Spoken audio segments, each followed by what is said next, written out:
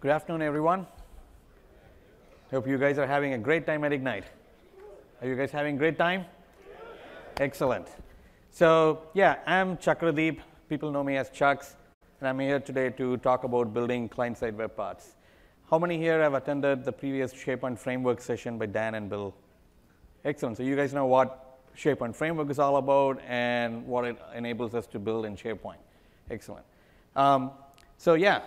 So let's go straight to the session. So if you want to tweet, if you want to socialize, use the hashtag BRK4015. Helps me to track and even respond to you later. So that will be helpful. So what are we going to do today in the session? So we're going to see a lot of code where we can go drill into what accounts to the project template in this new world, in the SharePoint framework. How does the project get structured? What are the different things that you go through to build a web part? So after this, I think you would be able to go and tell yourself that, oh, I got a really good view of what this web part thing is about, and where do I start and how do I get myself acquainted to this new world. And yeah, it involves a lot of coding as well today. So I don't think I have to go deep here.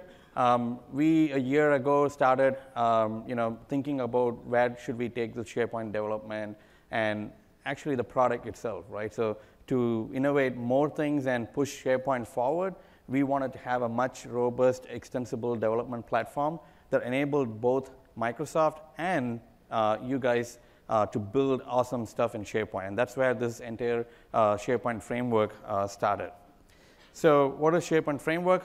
It's fully client-side. It's a client-side development framework using the client-side tools. It's lightweight. As a result, it's performant. And we have made a lot of changes in the backend as well to make your pages responsive, easy to use in mobile as well as in any form of device that you have. And it actually powers our own experiences. So the things that you saw and have been seeing since whatever the demos that Jeff Deeper did, Adam Hermans did, everything is powered by the SharePoint framework. So it is an integral part of how we build solutions in SharePoint. And it's backwards compatible. Most of the stuff that we're doing today, especially starting with web parts, you can actually deploy them and use them in the classic page as well. So you get to get the benefit of, hey, I'm building for the future, but at the same time, I'm accruing value today in the classic SharePoint world where I have all the server-side web parts. So yeah, it supports a lot of open source tools, and it's actually pretty open. If you want to go deeper, you can try to use your own tooling that you might already have and integrate it into the framework, or you can just start from where we start and get on top of that. So what are the SharePoint framework components? What do we have? Well, we have the user experience, which you see a lot of stuff in the pages and libraries and all the things that you do. So that encompasses web parts, the canvas that you see to add web parts, creating a new page, the ribbon, sorry, not the ribbon anymore, the command bar and all those things. And then you got the packaging system. So as a developer, how would you package this and how would you deploy, where would you deploy, and where would you store your assets? And then there's the build process and tooling. Basically covers, as a developer, what do I get to build these things? So those are the three big components you get with the SharePoint framework. So we announced SharePoint Framework Developer Preview on August 17th, so just last month. And we are already in drop 4. So we are progressing really fast. And hearing the feedback and listening to the issues and every thing that we hear in the wild, in the social network, in our GitHub issues list, and trying to fix those and have a release every other week or so. So we are progressing really fast to ensure that we have this framework ready for you guys. So if you have any, if you use it and if you find any issues, you can go to AKMS SPFX-issues to file a new issue. You can also see all the issues that we are working on. We basically triage every day. And then there's a lot of community contributions that we're accepting. You guys should be familiar with PNP. Yeah, so PNP is now part of our SharePoint group, so we work with them as well to get all of our contributions, even for documentation. So if you go to github.com/SharePoint, you should see I'll show you in a moment, the dev docs repo where you can actually go and contribute some documentation if you do see, or fix some bugs for us. If you see that bugs that, oh, this is wrong in the article or the code block is really, you should have this instead. So we do accept all of those contributions along with the web part samples. We already have around 12 14 web part samples contributed. So if you build an awesome web part that you think is usable by others and they could learn something, feel free to go and give a pull request, and we will try to see when we can get them in and have it published. So web parts. Well, how many of you use web parts? Pretty much everyone. So we all know what web parts are, what they are used for, right? So they are a very powerful framework to extend the default SharePoint experiences you have. So this is still the same. We haven't changed anything.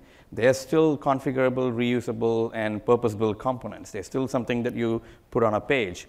And they actually add more functionalities. If you want to add a dashboard of web parts, you can do that. And they are also context aware, right? So if you drop on a site, if you want to go grab the list and all those stuff, you get ready access to them to get the data out from the SharePoint resources. And there is actually a session BRK 2040 at the bottom. So you'll see some tips at the bottom. Those are basically for the related sessions. So if you want to make a note of that, you can. So here is a related session that actually you can get to know of the modern experience as a paging and all those stuff that we have in the modern experience. So what are client-side web parts? Well, they're still the same, right? So they're still web parts, except that they are now built for the developer. It's a big change in terms of they're all client-side components. They're using client-side tooling to build them and deploy them. And they still run directly on the SharePoint page. They are not iframes. So they run directly in the SharePoint page, giving you the context and provide the same value as how a web part is today in the server-side world. So let me quickly show you a demo on the pages. How many of you have seen the new demo? The pages demo? A few? OK. So here's my team site, right? So usually when you go to a team site and you add a page, you are presented with a dialog and then redirected to the server-side world of adding a server-side page, basically. So here you get a modern page. A modern page here, you can see some theming and branding and stuff like that coming in. And we can basically say Ignite Demo. And then you kind of have this canvas where it allows you to add web parts. And you get a new experience called Toolbox, which displays all the web parts available in your site. So here you can see a lot of web parts. Some of our demos through the icons, you can see them. And some actually the out-of-the-box web parts that we have. So if we click Image, you kind of get a really good user interface to do that. Let me check what I have. Ignite Demo. Let me upload this. And then there you go. Boom. We never had to leave for a coffee, right? It's pretty good. It's pretty fast. So the SharePoint framework enables us to bring these experiences this way. What about configuring? Well, you have this icon here to configure. And then you can have properties and things that you were defining in the server tool pane. Similarly, we have the property pane here where you can define your properties and get the user input so that you can configure the web part. So for example, here I can say it's Ignite Demo, right? So I can just automatically it saves and it is good. And I can keep adding more web parts. So I can have highlighted content, and then it has more stuff now. So it has more options here. So I can say, well, I need from all sites. Now it's changing, and now I got a new option, new refreshed UI. So you can see that it's very reactive. So once you make a change, it has the ability to make that change also readily in the web part. So this kind of connection and everything is available for free for you guys with the SharePoint framework. And there's more like there's accordion groups and stuff like that that you can define in the property pane to basically make this experience personal to your web part. And if you want to delete it, that's it. You delete it. And let's go add that again. And then you can see that as soon as I move, my property pane also changes. There's no page refresh, right? So these are some of the new capabilities and experiences we bring as a result of using the SharePoint framework. So again, look, it just changes, right? I don't have to do anything. And I can close it. I can directly publish my page. Now it's going to be published. And there you go. That's now published. So now you don't get any of the edit operations. You only get to see the final output display of the page. So that's kind of a little demo, quick demo to show you something around the experience, what you get today in the pages.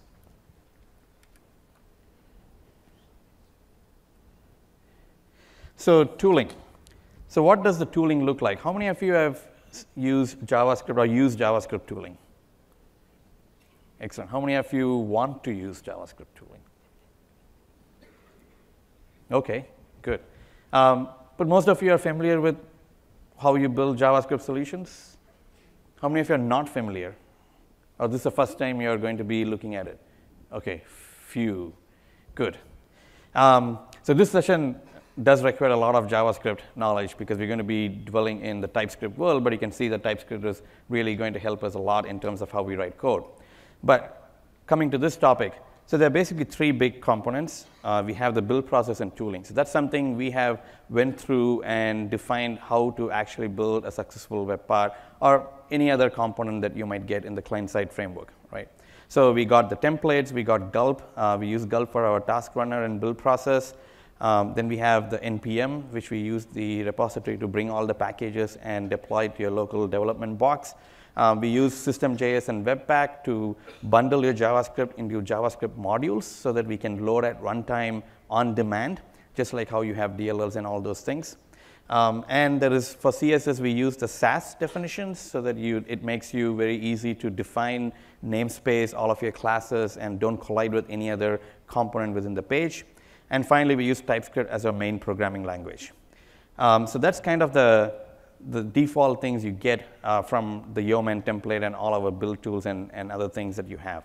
But beyond that, the JavaScript framework, what can I use to build this? Well, jQuery, sure, you can use jQuery, but jQuery is much fitted for small solutions. What about going further? I want to build using Angular, I want to build using React, I want to build using the next coolest thing that comes up in the next 6 months, right? So we have built this framework in such a way that you are able to do that. So you can bring your own choice of framework you want and use it within our build process and tooling and basically build a web part. So it is enabled, the SharePoint framework enables you to do that. Along with that, you also got a choice to choose your code editor. Many people use Sublime, many people use Visual Studio Code, many people use Atom for JavaScript development that has a lot of integrations around these task runners and Node and NPM. So this also enables you to use such editors, and there's no you just open it and you just use it. We're still working with Visual Studio, so we'll have more information to share as we progress in the next few weeks. But right now, it's very generic enough that you can use any code editor, not an IDE, sure, WebStorm, but you can still use code editor. How many of you use Visual Studio Code? Okay. It's a good count. So server side, we have been in SharePoint world a lot with server side tooling, right? Visual Studio is our world. Like if I don't see Visual Studio icon on my taskbar, I'm done. I'm not going to build anything in SharePoint, right? So this world opens up to a lot of other tooling, code editors, and tooling, so that it basically makes it much more open for anybody to come and play with the framework and the platform. So how does this compare? Well, we have IIS Express, .NET, NuGet, MS Build, C#, and then Visual Studio Project templates. So this basically converts to having Node with replacing the IIS Express and .NET. So you get Node for hosting your local development stuff and even testing the stuff in SharePoint. And then the NPM for package management, Gulp for basically replacing the MS Build, and TypeScript replacing C#, but you will realize when I show the demos that there's a really good transition if you actually know C# to TypeScript. And then finally, for the project templates, we use Yeoman, which basically powers your templating and other things that you want to do with web parts and any other future client-side framework stuff. So there's also a session on the behind the scenes by your engineering director, SharePoint engineering director, and Fabric, Office UI Fabric PM, talking about what are the things we went through behind the scenes to get to this world and be productive and be fast and basically open to get you guys the great experience we have today in SharePoint. So I highly recommend that if you're interested in that information. So Office UI Fabric. How many of you use Office UI Fabric or know Office UI Fabric? Very little. So all the design, all the styles you see in SharePoint, in Office 365 is powered by our Office UI Fabric design language. That's our design language we use when we build UX across all the Office 365 product suites. Even Office add-ins, if you notice, we have the same concept using Office UI Fabric. So that's the front-end experience for us for SharePoint. It powers our own experiences, and it's available out of the box with SharePoint. So you no longer have to think about, oh, do I need to go use Bootstrap? Do I need to go use some other CSS? What do I build with? Well, you get Office UI Fabric out of the box. And it helps you to design web part seamlessly. When you build one with Office UI Fabric, it will just feel that you're building something within Office 365, right? Because it's running within the SharePoint page. So it basically feels home for the web part. And finally, we have a set of components. So Office UI Fabric has different things. It has a core component that you can just use with CSS styles and other simple JavaScript stuff. And then we got much more robust reusable control set. Fabric React is supported by Microsoft as an open source project. So if you're using React as a framework, you get all of these components in React. We'll see that in the demo as well. And then we got the Fabric JS, which is the simple visual controls, basically having no logic, but you can just load them and tune the components to fit in your logic. Then we have the community-driven project for Angular, NG Fabric. So if you're using Angular, you can use the reusable controls from the community project in GitHub using the NG Fabric UI. And if you want to go to and build something in iOS, we got Fabric iOS as well. So that's the set of the Office UI Fabric that powers our experiences, and we hope it will help you guys also to build great experiences integrating with our products. So building blocks. So basically, what does it look like? How many of you have tried the developer preview? Very few. Okay. So basically, just like in a server-side world, you have to inherit a class to mark that class as this is my web part class, and I have some methods, render, on initialize, and all those things, right? How many of you are familiar with that? Yep, pretty much if you build a web part, you should know that, right? So similarly, in TypeScript, we have the same thing. We'll have a web part extending, which is basically inheriting from base client-side web part class that provides everything for you. So that is the base functionality. It has all the rendering lifecycle.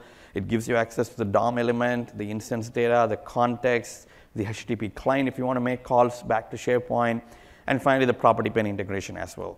So we'll go through that in the code to get to know more, but this is something that you have to know that this is the key thing for the web part.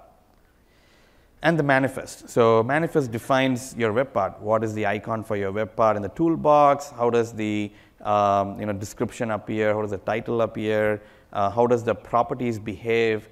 And then how do you specify default values for the properties so that when you serialize and deserialize, you get the properties in the manifest as well if you export it. And basically, even the searchable properties, right? If I want to have properties search, what are the property names that I can include here so they're included in my search? If you have links in the image links or document links, SharePoint monitors the move of those links so that the links are maintained. Even those properties, if you have anything, you can mention here. You can see the link property names. So we'll see some in the demo as well.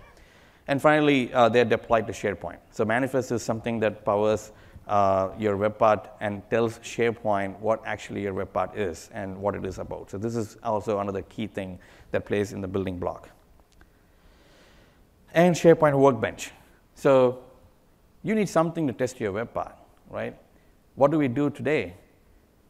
You need to install SharePoint in your local machine, given that you're building web parts, right? Not add-ins. You're building web parts. You have your local machine. You have to install the web part in a WSP and then push it and then go to the site, install it, and do all those stuff. So basically, you got to have SharePoint. With SharePoint Workbench, we brought the entire client-side framework and the page down to your system. So basically, you get everything in your system locally. So it powers everything without connecting to SharePoint and helps you build mock data and basically structure your UX, structure your web part logic, everything with mock and unit test. And that helps you speed up your process because you almost have done with the testing of how your web part needs to behave, even the data model and everything. And it's also available in SharePoint Online. So today in the developer preview, we have a workbench.aspx. If you go to the tutorials, you will see that you can copy that and load it in a tenant. And when you load it in a tenant, it basically gives you the SharePoint context. So you're still not deploying anything. You're running your code locally in your dev machine, and you're actually connecting to SharePoint and getting the context and doing more, connecting to a list. And now you basically switch the data provider from your mock to a SharePoint data provider. And we'll see the demo. We'll go through that in the demo as well. So I'm going to skip this right now, but I think we'll go through this in a minute, for a minute, and then we'll switch to the code. So basically the process is we have the Yeoman generator. So the Yeoman generator is the one that gives you the steps to create a new web part project, right? Just like the project templates in Visual Studio. So once you install the SharePoint generator, you will get the option to select the SharePoint generator so that it can now go and create your project. So using that, you will scaffold a SharePoint web part project. So you can see the commands on the top as well. And then you basically now get the code. So you can open the project in your favorite code editor and start writing code, connecting to SharePoint or connecting to local and building your mocks, all those things. Then you basically test. So when you do gulp serve, you're going to get Workbench, and then you're going to get the same experience, whatever we saw, the toolbox, the property pane, everything integrated. And once you test, you have the option to test in your local, and then you can also put it in SharePoint, just like I said before. And then you can iterate on that, and once you're happy, you want to ship, right? If you're not happy, you go back to the code, you do the changes, you run through the same steps. If you're happy, well, then you package and deploy. So we got commands to package. And then for deployment, you basically have to select the CDN store, because the assets, the JavaScript, have currently today, you can choose your CDN, or we just announced last week CDN support for SharePoint document libraries. So you can actually deploy this even to a document library and configure the document library to be a CDN source. And then SharePoint automatically converts that as a CDN deployment and loads everything from that CDN location, which is much robust and powerful.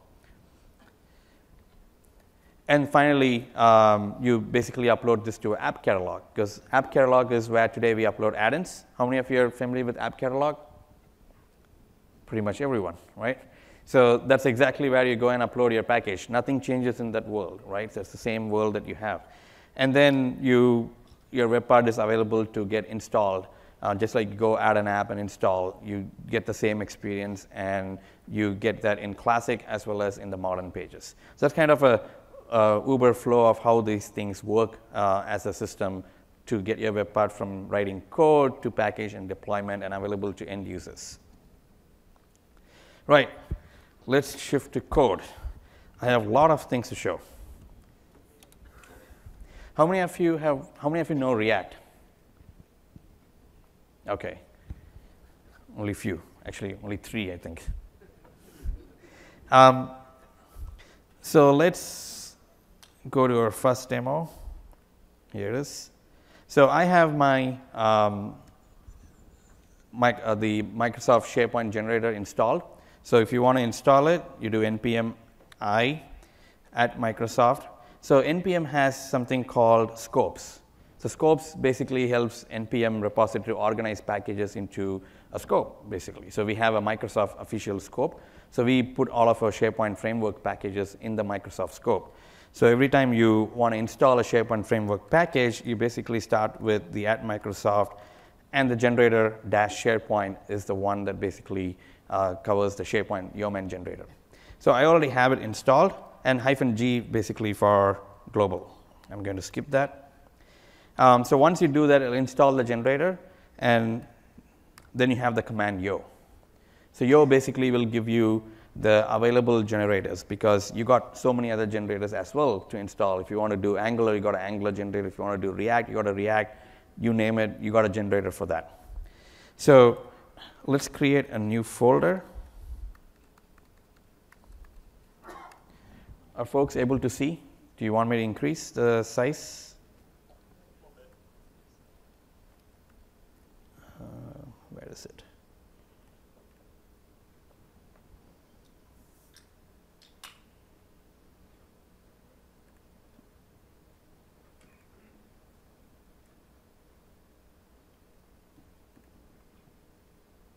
I forgot how to increase the size.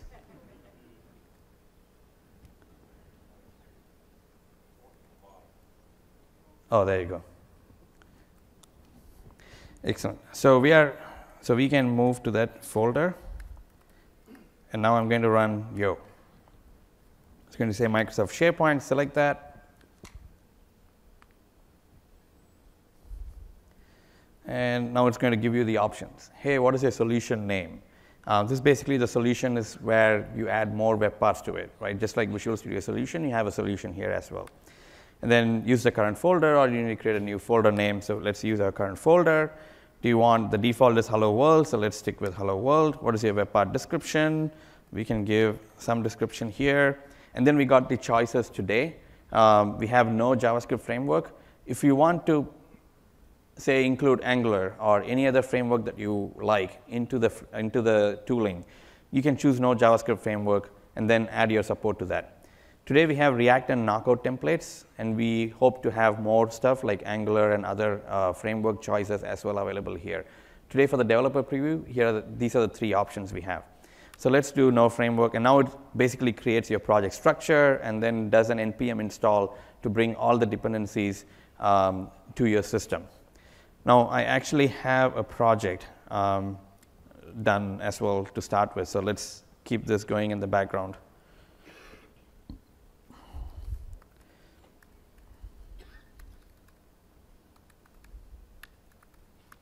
So here's the completed project that I have that basically did the same thing, the steps I did here. And I have it here in the Visual Studio as well, Visual Studio Code. So here is our project structure. So we have kind of like config, dist, lib, node modules, source, temp, typings. And Visual Studio has some cool stuff as well. So if you go to preferences and file icon theme, you can choose your file icon theme, and it basically puts all the icons for your file types. And it's very cool if you want to get to know what file type you are basically doing. So the source and the web parts folder is a basic thing. That's where your web part is. So if you actually see, we have a Hello World web part because we get the name, we use the name Hello World. So it basically has a convention, small and then followed by a capital letter for the words. And then it has your hello web part.ts, and ts is a TypeScript extension. So here you can see that I have a bunch of code, but the key thing that we talked in the slide was the base client-side web part. So you can see that here is my class, just like your C# class. Here is my TypeScript class that extends my base client-side web part, right? That's from the framework. And basically it takes a properties. So here is the property bag of my web part, right? So what is the property bag that I store all my stuff so that I need to get it back, and here is my bag that I have here. And then I have a constructor, and then I have a render method, and then I have a getter for property pane settings. So this is the very basic structure you get for the project. On the top, how you have using namespaces in C#, here you have to import, because remember I said we are all using JavaScript modules. So when you build modules, you have to import that module so that you can use it in your project. So that's what we do here. We import, and then we say, oh, here is the class I need to import. Here's an interface I need to import. So we follow a very generic convention. If you have an interface, we prefix with I. So that's an interface. If you don't see an I, then that's a class. So we have base client-side web part class, I property pane settings interface, right? So then you have the ability to define what your settings are, and then we basically pass that to the framework. And we also use Sass, so you can see the Sass file here. So you have a namespace already, .hello world. So what that enables us to do is when we compile, it actually adds an identifier a suffix along with this namespace. So if you build a web part and name it hello world, I build a web part, name it hello world, the CSS IDs will be different for us both, so we don't clash. And that's a very key thing when you're having multiple components in the same page. Now we also have a build process that basically takes this module CSS and converts it into a TypeScript definition. So now you get the ability to basically use the TypeScript definition to write your classes so you don't make a mistake, a spelling mistake or something like that. How do we use that? Well, if you see in your web part code, we import styles. Again, that's a module. So we import styles from this SESS, the Sass file, and it refers to this TypeScript definition here. And in the web part, you can see in the render, we use styles dot, you get all your CSS classes here. So that is powerful with TypeScript definition and your CSS module SAS file as well. So what do we get in render? Well, render basically gives you access to DOM element, and you can do anything you want with the DOM element. You can push what you want to render. If it's a React component, you push the React component. If an Angular component, you push the Angular component.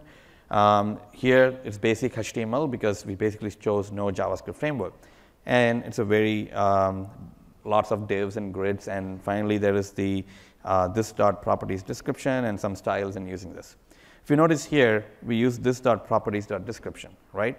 So let's quickly run through this and see what it gives. So how do we test this web part? We just built it. How do I test this? You do gulp serve.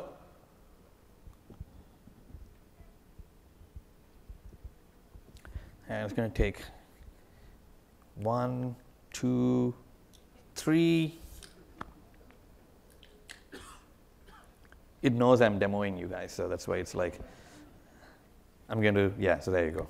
So you can see that there are a couple of things that are happening here, right? So there's build target debug saying that I'm in debug mode, and then it's starting a lot of tasks and doing some actions. So what it's basically doing is it's taking all of my stuff in my source folder and then feeding it to the build process and finally generating one JavaScript file that references your web part.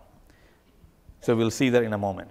So what do I get now? I get the same experience, the pages experience we saw in the demo earlier, right? I get the same canvas, and I get the same toolbox, just that here I just have my web part that I'm building in my project, because that's what I'm testing and that's what I'm supposed to test.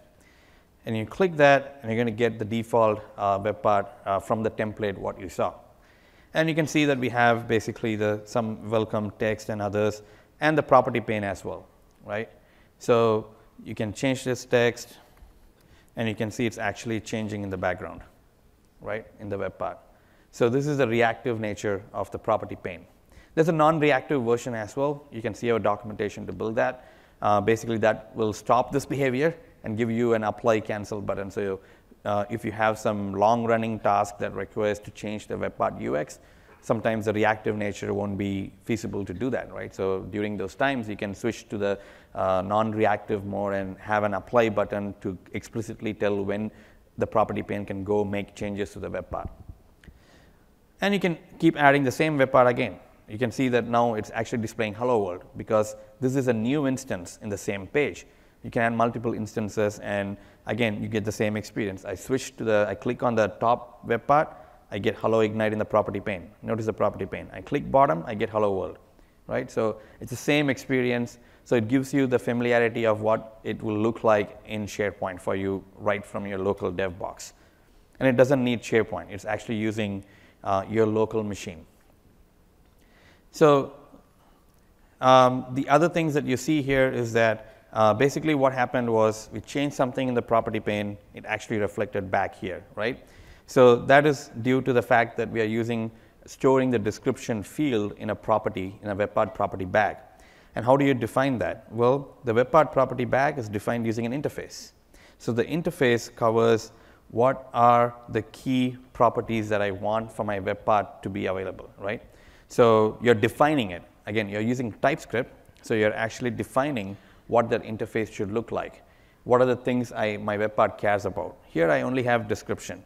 So the way you build in TypeScript is if you want to have description, your type, and let me save this file right now and save this file as well. You can see that something is going to happen. And actually it didn't. Let me take this off. Oops. And now it's going to fail, right? There you go. So the gulp was running behind. So we did gulp serve. I'm coming and changing some files. And you can actually see that the gulp still compiles all the changes I'm doing in my project and tells me if there are any errors. Right now it says, well, property description does not exist in hello world properties, right? Because that's something that I'm expecting in my code here. So clearly there is a mistake. So how do we add properties in TypeScript? you define what your property name is, and with a colon, you define what type it is. So you can get all the IntelliSense, like if it's a number, you can put number. If it's your own object, like own property, like SP list, you get that as well. I mean, if you have it defined. Here we are still defining string. So now I saved the file, and you can see that there are no more errors. It actually compiled, and the workbench also still it works, because automatically when it compiles, it refreshes the workbench. Let me show you again. Let's make a different screens. Okay, that's enough. So if I put number and save, this is going to still work because it will typecast it.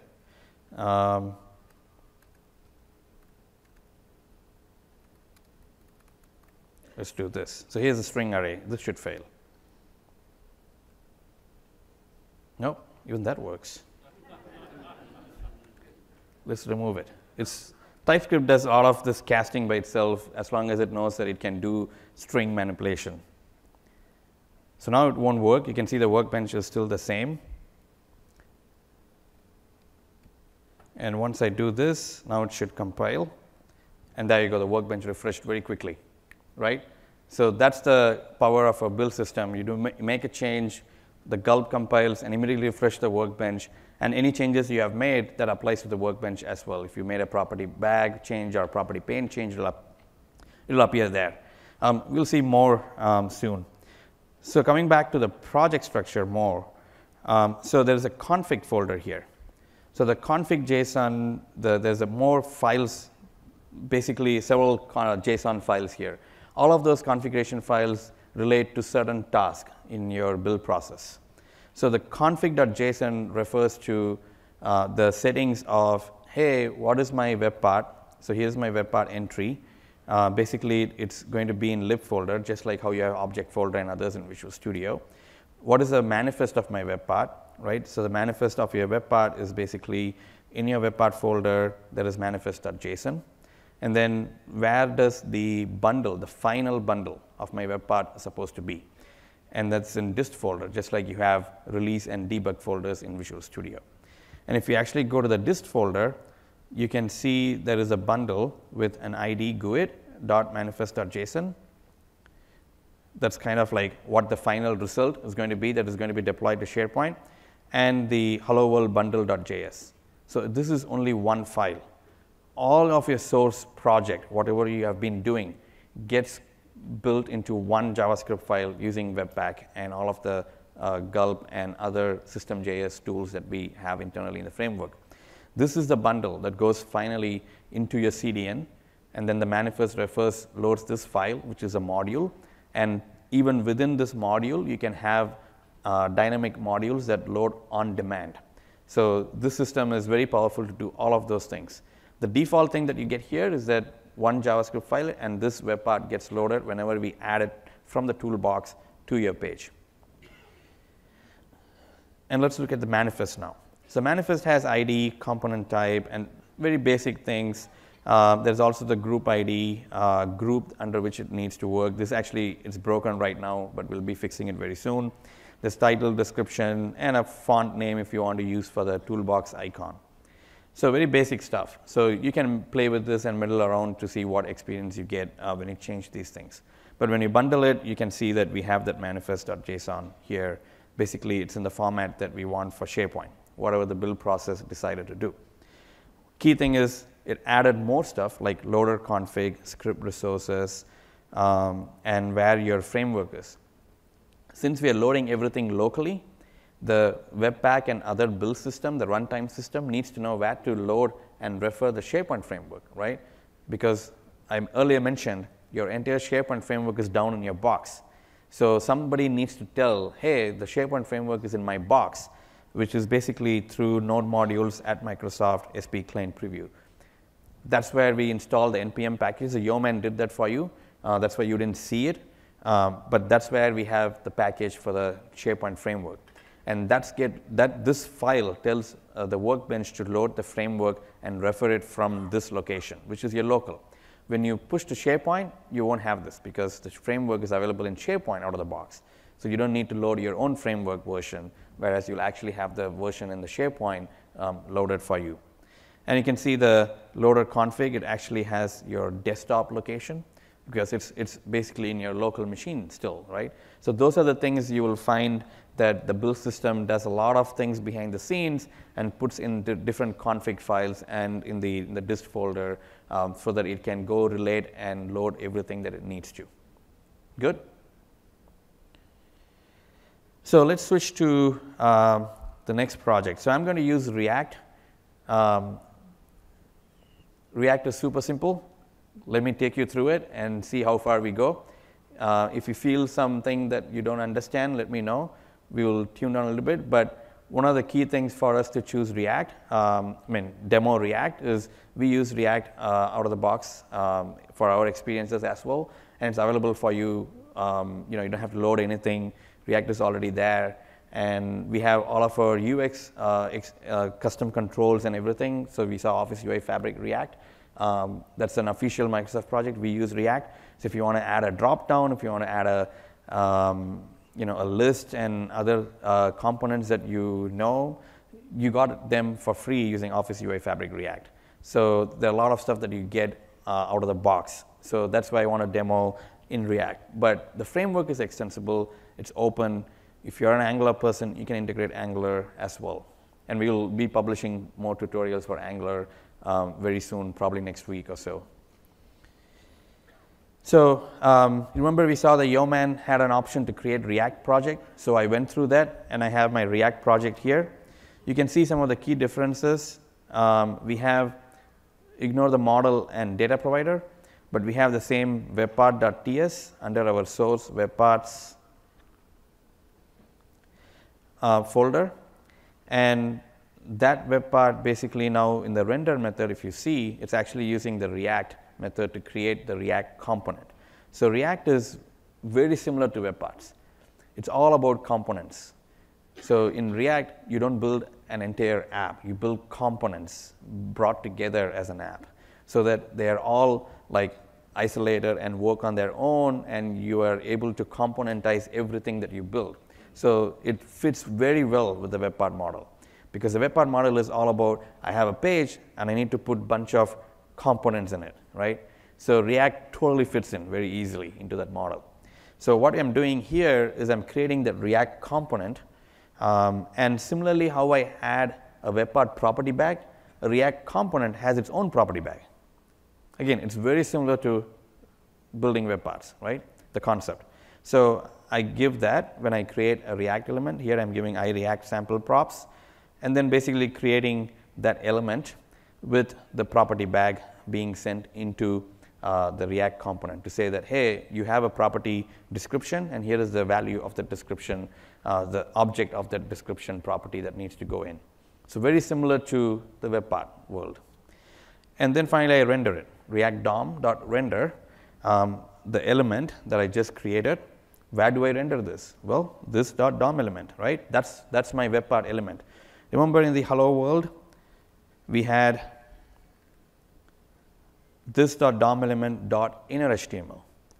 That's like I'm using straight HTML injection.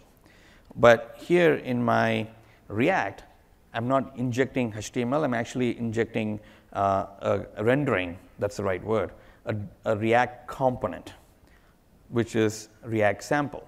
Now, where is this component in my project? How do I look into it? Well, there's a folder called components folder.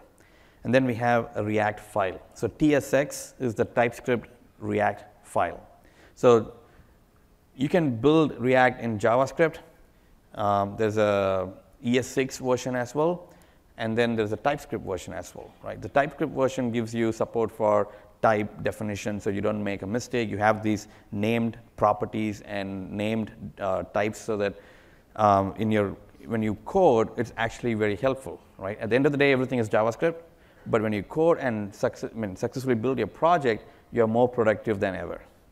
So here you can see I have my React component basically structured here. And I have the same thing, export default class, my class name, extends. Again, I'm inheriting a class, react.component. So instead of base client web part, I'm having react.component. And I pass in just like how I passed my web part property bag. So you can see here, I have base client side web part, and I passed my property bag. Similarly, I'm passing what is the property bag for my component. So very, very basic. You can basically correlate them and say, okay, I'm using React here and web part here. And it has a render element as well, right? Render method. And render method here uses JSX syntax. JSX is basically, initially it will look like you're injecting HTML into the component, but it does more than just injecting HTML, right? It defines and allows you to structure basically the template that you want to have in this component. So if you think about how do I build a template, right? How many of you use Angular? Angular directives, right? So you had to inject HTML and say what is this, what is that, and then finally when you have directive and inject some properties to that, it renders with those values. Similar thing here, right? So I have my render method, and it's returning a template of type JSX.element. JSX is how React is one way to write React components. And here you can see I have the same code that I had in my inner DOM.html, right? It's the same code. But here I passed as a string, right? Because everything is a string. Here, they're not string, they're a template, they're an HTML template. And now I get to do the same thing. Styles, I have the same CSS, module, SAS files, basically the same thing. And here, instead of this dot, the properties of the web part, I'm using the property of the component. And React has this default reference called props, right? In the normal web part world, we said this dot properties. That's how the property bag. So what we have done in the React, we have taken this and referenced this as the one that the component needs to render. So take everything from the web part and say, hey, component, you are responsible to build my UX and go through the logic. So you go do it, right? So that's what the React stuff does. So that's what it did with our base web part class. We sent in the description object reference. And here we are just using that object reference to display the description. So the rest of the stuff is pretty much the same, right? Now let's take it a little bit further. Let's add a property dropdown, right? So the property, everything that you add is a module. So we don't load everything by default. That's really bad, because then you'll have everything in the page, and the page is going to be slow and non-performant and stuff like that. So you have to load specific things from the modules. And there are several modules, and we are hoping to have more documentation on what those modules are and what each modules contain. So it'll be out in another 2 weeks or so. But here, the property pane, so once you do property, you'll get all the stuff that you have, like checkbox, choice group, custom field, pane dropdown, pane label, and stuff. So I'm interested in property pane dropdown. And that's part of the SP client preview module, the Uber module that holds all of these sub-modules. And I'm also going to define iProperty pane drop-down option, because I want to set my options, what needs to be appearing in my drop-down, right? So I'm having that as well. So once you do that, let me save this file. I'm going to come down to my property pane settings getter, because that defines my property pane. You can see it defines pages. So you can have multiple pages. If you have multiple pages, you'll get a next button, next and previous button. So the experience is really, it's very extensible. And we have documentation as well, how to integrate with property pane with those, all the options you got. Then we have groups. So groups is that accordion you saw, right? And here's a default group, and the group fields define what are my property pane fields I have. So basically, it has a property pane text field, that what you saw in the demo, the default web part. Now I can go and add property pane dropdown, right? And then I can give it a name. I have to give some name. So let's say options list. And then I have an array of properties I can define for this dropdown.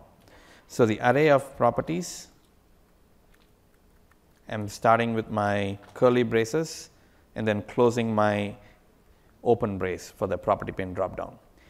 These are little subtle things that you will get used to it once you start coding. It may look very weird when I'm showing it to you, but once you start getting and building one or two web parts, you will see that you get used to this notation of what curly braces are, what the open braces are, and stuff like that.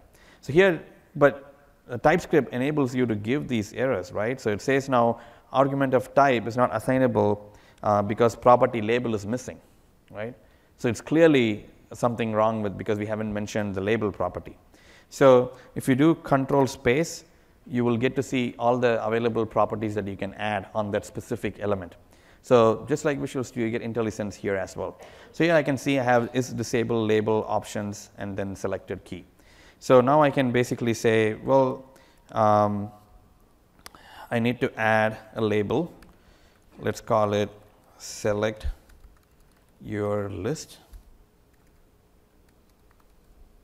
Oops. And then I want to add the options, right? And options is an array as well. So I'm starting my array, and then I'm defining my type, because the type that you add is a drop-down option. So if you do control space, you will see what properties I got for my type here, right? So I can say key is 1, and then, well, basically, see, here's a mistake. If you're in C# world, you'll just say key equal to 1. That's what we do, right? In TypeScript, you basically use the colon, and then you type the value of that. And then we got text. You give the colon and say list 1, right? And then you basically close that particular object.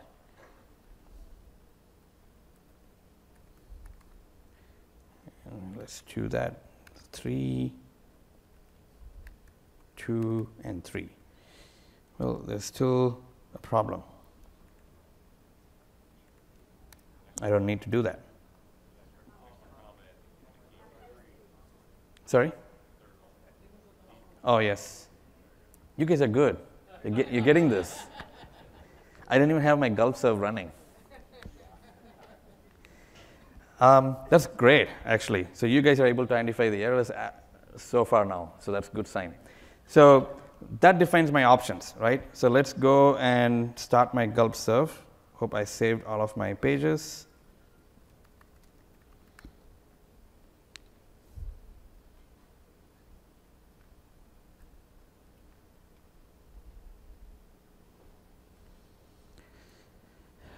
I don't know why it's taking this time.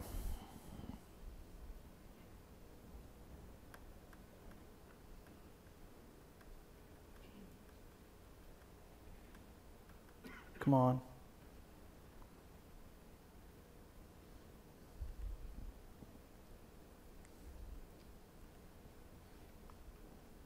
Well, yeah, so it opened my other desktop. I don't know why. So we got my Hello World web part.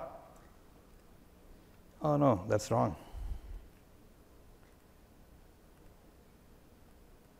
Okay, see, these are some of the problems you have to remember. You cannot run 2 Gulp serves and then expect that 2 web parts will work. The reason is that it's using a port, so the port is already used. So we come back here, I'll stop this. There you go. See, you see this error?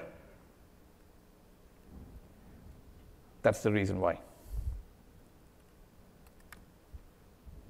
So let me do Gulp serve again, and this time it should work. There you go. So you can see that we have something called TS-lint that helps you look at your code and gives you some guidance on, hey, you may be missing some semicolon, it's not good, or you're missing the naming conventions and all those stuff. Just like, how many of you use ReSharper? Yep, it helps you kind of give squiggly marks and say some advice on how to structure your code. Similar thing is TS-lint. And now we got React sample, and we got our drop-down options, right? So that's what we did in our code. We added options. So let's say we want to put that options. Well, here it doesn't make any sense. Let's put it in a variable. Then you basically go to your class, you say private, public, just like you have in your C#, and let's call it drop down options, and we need to specify a type, right? That's the whole point of using TypeScript. So I used the colon that we saw before, and I said I property pane drop down option array, right? So everything I define in this array will be of type I property pane drop down option. And in my constructor, I can say this dot, well, basically the convention is underscore if you use private, if you follow these patterns. Drop down options equal to, I can copy this, right, and basically initialize it here. And you do the format code and formats. And then at the bottom below, I can come and say this dot underscore drop down options. So that's how you basically create a variable of array of type some type that you want to add, and then drop down options and then define that. Seems familiar? C# world, same thing. Imagine doing this in JavaScript world with no types and nothing. It'll just be a nightmare. I would have taken another 20 minutes to finish that. Some may argue about that, but that's okay. So that's basically what we did.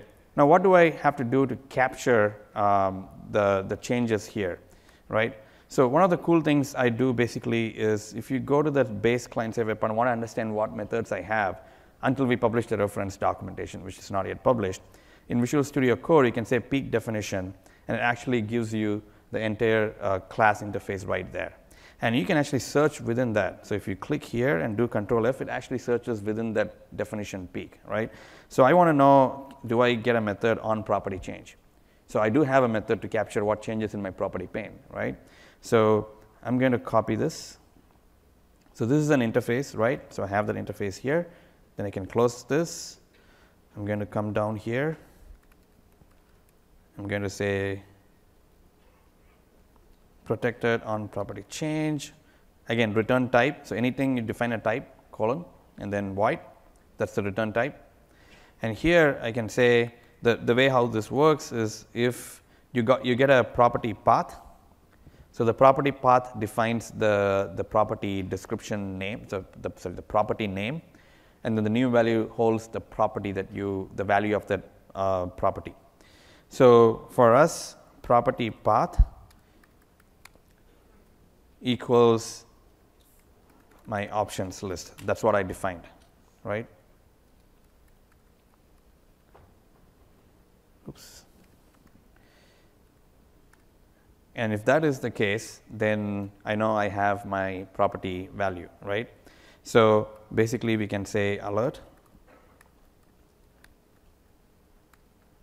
new value. That's going to give me the index of my dropdown.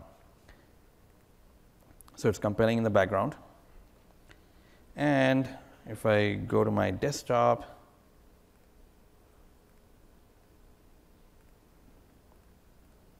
and now it gives 1, the key value, 2, and then basically 3. Right? So that's what we did here. So one of the other things you might want to know what that value is. So basically, we store that value in our drop-down options key, right? So one of the ways we have is you can use several filter methods and all those things. There's a JavaScript awesome library called Lodash. We have a version of the Lodash because Lodash is a huge utility. It brings in a lot of stuff into your page. So the SharePoint framework actually has a Lodash version that takes from the project and builds a bundle and has it available for your project, so it's optimized to load in SharePoint. So that one we loaded from here. Again, I'm really sorry that these are hard to grasp, the names from which you load, but we'll be publishing the documentation soon to have those things available so you can go and view them and then basically come back to your code and get it done. So the way we load this is import star. So I want everything as Lodash from this module. So it's the same thing with different, like this is like import only these specific things. Import star means everything. I need everything from that, right? From the module. And the variable that I want to use is Lodash variable, the object. So I can come here and say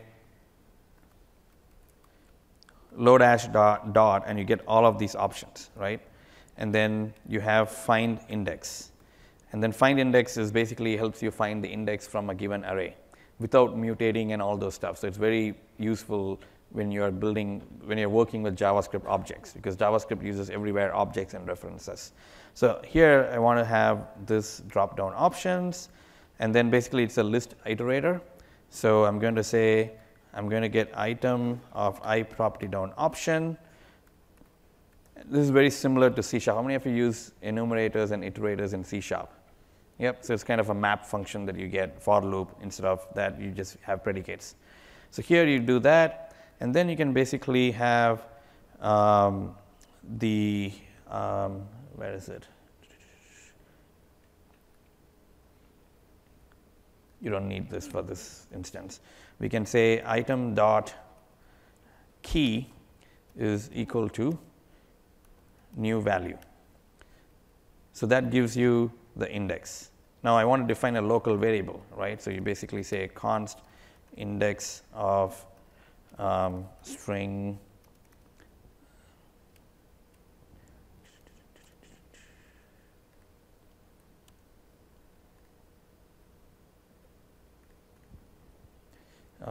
options index.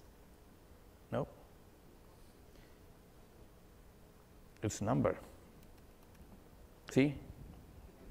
If it's JavaScript, you would have to think after you actually push it and test it in the world. So now you got this, and then we can basically say, where is it? Alert this dot drop down options index dot text, right? So I'm going to remove this alert. I'm going to save it. It's going to compile without no errors, and it's already loaded. I can go list 1, we got list 1. We got list 2, we got list 2. So that's kind of how you basically capture the change in the property pane and then push it. So the other one that we want to talk about was the context object. So you need to make calls to SharePoint. How do you actually get the context, and how do you know which web and all those stuff, right? And for that, you have to basically go to SharePoint, so you get the SharePoint context. Now, if you actually see this, how it works in SharePoint Workbench, right? So if you go to dev.office.com, SharePoint, you get to our page, you get started, and we have set up your Office 365 developer tenant.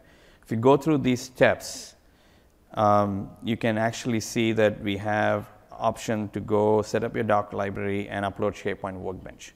So right now we have to upload it manually, but hopefully we'll make it through GA. We'll actually have this by default in your site collection. So I already have my Workbench. And there you go. It's the same thing that you saw in the local, except that now it's actually running in my tenant, right? spfx.sharepoint.com. And here, I get a lot of stuff now. The toolbox clearly is not running in my local. It's actually also running from the server, whatever web parts I have in my SharePoint, along with my web part that is running locally here. So here is a thing where you can benefit from this, right? You can also have other web parts along with your web part to test to make sure they're all working together. You know, if there is something that you have to connect and do things, that also is working. But your code is still running in the GulpServe instance in your local box. And your SharePoint Workbench is hosted in SharePoint and getting the data from your local server. So it's a very interesting concept, right? Nothing has been deployed to SharePoint. Everything is running locally and being referenced from the Workbench in SharePoint, just like how it was referenced from the local. And you can inspect and basically look at the sources. You'll have SPFX SharePoint and all of your stuff loaded from the SharePoint, not from your local host, with respect to the framework and other things that you have. And it's basically going to do the same thing, right? It's going to get me a list, and it seems to work the same way. But let's see what happens if I have to do this getting from the SharePoint world, right? Where is it? Okay, here it is. So here I can basically say I can put a function private, right, get sp list names, and then I can define a property as well here, an interface isp list, and give it id, oops, string, and title also string, right? So everything is a module, so you have to export everything that you write. So this means that you can use it in other places that you want to use. So here I will say, well, I need to return isp list array, right? And this should be, I'm going to talk to SharePoint, so let me make it a promise. Promise is something async await, so I'm going to call the service. So let me use the promise, so I can know when service is completed with the request, it can give me back my result, and I can go process what I want to do with that result, right? So the basic thing that you have to know about how to start making your calls to SharePoint is through this object, this dot context dot HTTP client, not the basic, the HTTP client. That gives you access to a HTTP client that's already aware of the context where you're in and has all the tokens and necessary authentication configurations that it needs to go talk to SharePoint with the user context that you have. So you don't have to do any of the auth dance and anything here if you're using this HTTP client, right? And it uses in the context of the web part. That's why you got this dot context of the web part dot HTTP client. You can use HTTP client without the context of the web part, for sure. But that doesn't give you much benefit because you need to know where the call is coming from. And that, to do that, you use the this dot context dot HTTP client. So that's the key thing you need to remember if you want to say, how do I make a REST call back to SharePoint, right? And the context is an interesting thing as well. It has everything that you can or you want to gather from SharePoint. For example, you got the page context, right? And the page context gives you the site information, the user information, the web information. And if you click on web, you get the absolute URL, the ID, the permissions, server relative URL title of the web, and everything. And we are populating more in this object, so we give you the things that you want so that you don't have to go query everything. Like, for example, the user today only has few things: display name, email, login name. We're trying to put the email address and other things from the user profile service so that we give you that by default, and you don't have to go round trip again to the user profile to get, oh, I need more details because this 3 things doesn't really help me to build my user data, right? So that is the context object that gives you more information on what to do. And it has a lot of stuff as well. So let's go and do this. I had managed for a very big demo, but I know that I'll be running out of time. So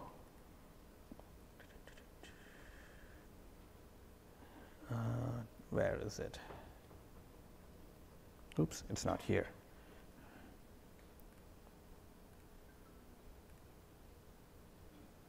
Oh, yeah, I can actually go to the other project.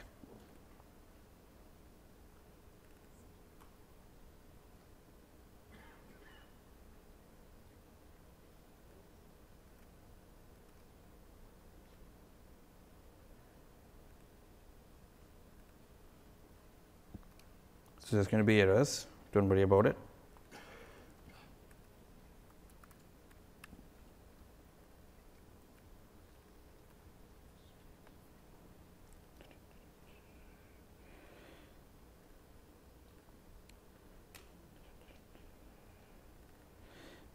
So let's look at it. So basically what this does is it's constricting the URL to talk back to SharePoint, right? So we have list URL. I'm taking it from this .context.pagecontext.web.absolute URL, and then suffixing the API web list. How many of you use REST APIs? Yep. So if you don't, that's the key thing to start with. Use REST APIs as much as possible, because that's your golden nugget to getting data from SharePoint. And then I'm basically saying, well, let me have a template ID 171. Anybody know what the template is, 171? Excellent. So SharePoint geeks. Excellent. So task list. So I want to filter and get the list of tasks. So task list templates. So I do that. I query string. I add my OData query filtering parameters. Filter base template equals 171. And then the query URL basically list URL plus query strings. Finally, I have http:// my server name and everything. And then why is this thing is not working?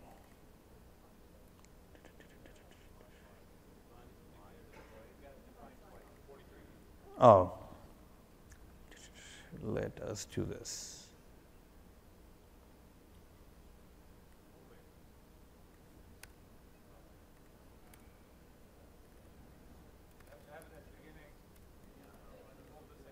Yeah, I'll. And here, I think I just need to do this.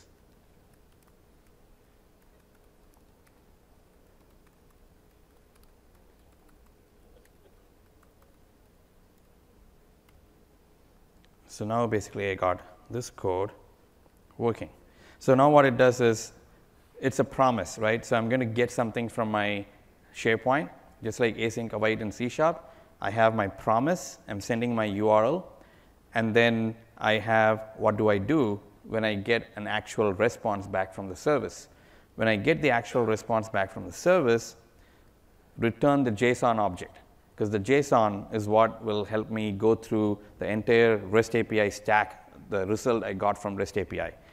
And in that, I do another promise, because that's a promise.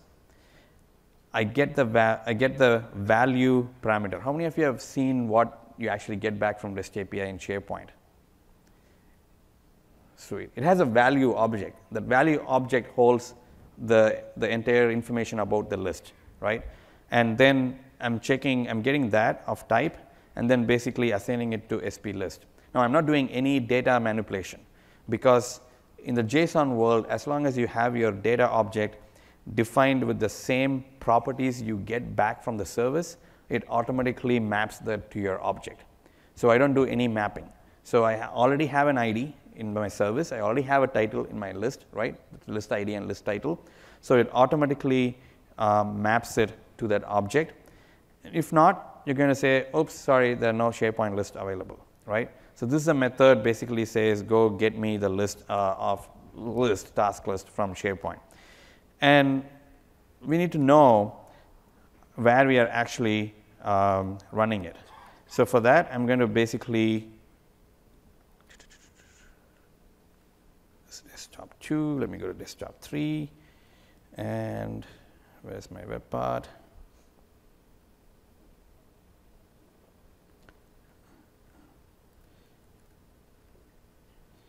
I'm going to basically override the onInit method for my web part. Basically, the onInit is oninitialize. That's when my web part gets initialized, right? And that is an asynchronous method as well, because we don't want to stop and not edit any pages. We want you to continue, keep adding other stuff and doing other things. So here I'm basically going to say there's another nugget called environment type. And that's, again, I'm really sorry.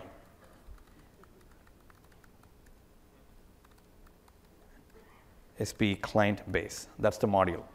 So here I can say if this dot context dot host dot environment dot type equal to environment type. So that object enables me to understand where I'm running. Am I running in classic page? Am I running in local? Am I running in SharePoint? So you get to know where you're running, so that now you can have both code working in both places. So I can say if this is SharePoint, right, what we need to do is basically call that method, get SP list items dot den. I'm going to get items, well, let's say options of ISP list type, right? And now I can basically say I want to generate my drop down options.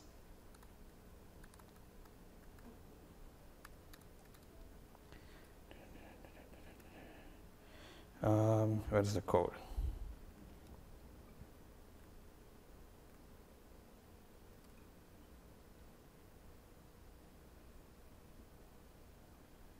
There you go. So here is where you use the other helper method. That is this dot map. So for map, you basically, what you do here is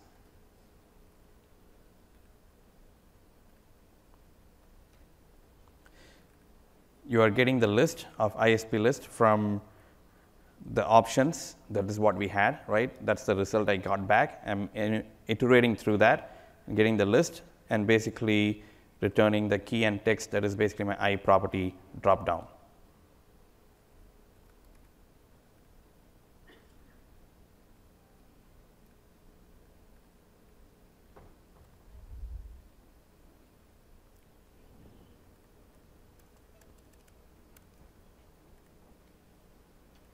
There's something wrong here. Anyway, we'll go to this project. So that basically gives you back the data, and then now you can basically populate the drop-down list in the SharePoint. I actually had a very big demo to show, but I actually realized it's going to be really hard to basically do that demo. Where is it? Let me stop this.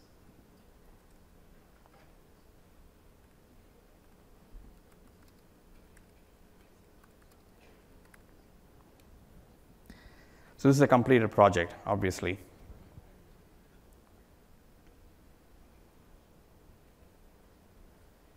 Yeah. So the key thing here is that HTTP client. How do you use that, and how do you get data back?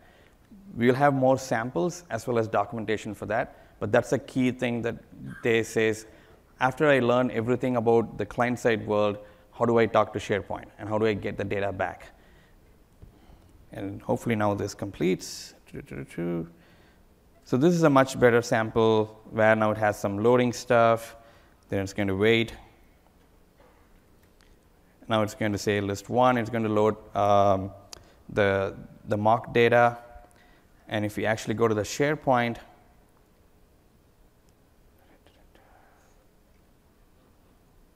oops, discard, because that was my old manifest. So I have to discard and then refresh. And I have Ignite sample. And now it's actually loading my list from SharePoint.